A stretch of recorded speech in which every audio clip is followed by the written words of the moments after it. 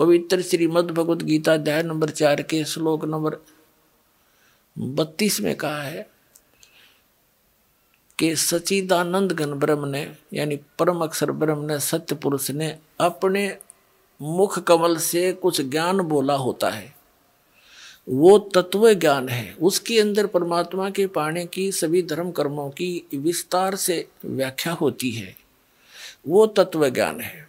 चौथे अध्याय के 34वें श्लोक में कहा कि अर्जुन तू उस तत्व ज्ञान को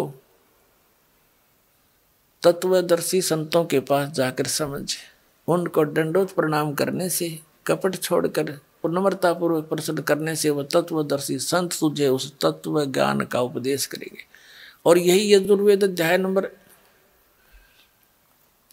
40 के श्लोक नंबर 10 से लेकर 13 तक स्पष्ट किया है। विद्वान और अविद्वान किसे कहते हैं? एक भाषा को जान लेता है किसी विशेष को तो उसको तुम विद्वान कह देते हो, और जिसको अक्षर ज्ञान नहीं उसको तुम अविद्वान कहते हो। विद्वान और अविद्वान की परिभाषा भी वो तत्वदर्शी संत बताओगा। भगवान कैसा है? कोई तो उसको संभवात्मा ने जन्म लेने वाला, कुछ असंभवात वो जन्म लेता ही नहीं, निराकार ऐसा मानते हैं। वो कैसा है ये ज्ञान भी तत्वदर्शी संत बताओगा, उसने पूछो सुनो। और यहां गरीबदास जी कह रहे हैं, वही प्रमाण दे रहे हैं, काशी करवत काहे लेही बिना भजन नहीं डंगरे। और कोटि ग्रंथ का यही अर्थ है, करो साध सत्संग रे। परम संत का संग करो। परमात्मा कबीर जी ने तो यहाँ तक व्याख्या करी है, अपनी महिमा आप बतावे।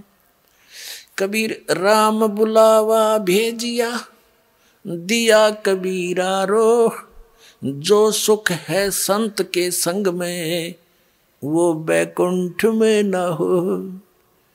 बैकुंठ में तो वह आग लग रही है जो यहाँ पृथ्वी पर लग रही है, छोटे और बड़े की, निर्धन और धनी की। जो घनी भक्ति करके चला गया उसको ऊंच पद मिल गया, थोड़ी भक्ति कर रहा है वहां कोई कलर कलर लग गया, वही नो की नो बकवादे हैं। तो परमात्मा कहते हैं राम बुलावा भेजिया कि चलो स्वर्ग में। कबीर साहब हमें बताना चाहते हैं कि आपकी एक दिन ऐसी दशा हो जाएगी कि हमने स्वर्ग ना चाहिए, बाढ़ में जाए सा स्वर्ग जो हमारी पूंजी नाश करे, यही गधे बनते रहे हम। तो जो सुख है संत के संग में, साध के संग में, तत्वदर्शी संत के संग में, वो बैकुंठ में ना हो।